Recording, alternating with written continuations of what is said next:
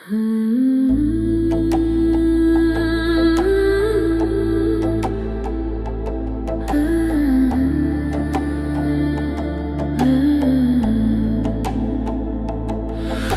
göyde eridir gönlümüzün merekesi.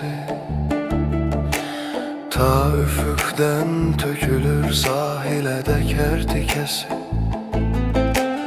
İtirir istiliğin get-gedən arın qumda. Ləpələr şillələyir qumları hər qurtumda. Qısqanırsan bu dodağı sigaret tüstüsüne. Öyrədirsən elini ellerimin istisine. Seyredək hər gece biz sahili, sahilde bizi. Gətirək vəcdə bu yolla qəmə batmış dənizi. Qoyayaq izlərimiz bizdən əmanət qalsın. Bizi sahil yola yol vermə nigaran salsın. Gülüşündən ona da pay ver, açılsın eyni.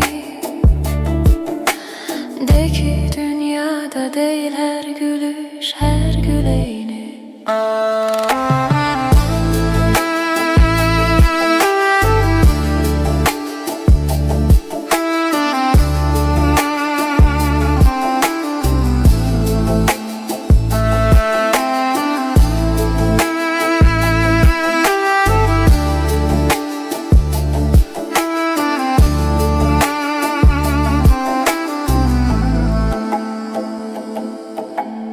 Tut elimden ləpələr alqış edə bizdə gedə. Birgə addımlayaq illər boyu ülviyyətədə. Biz bizim kölgəmiz aç dalğalar aydın gecələr.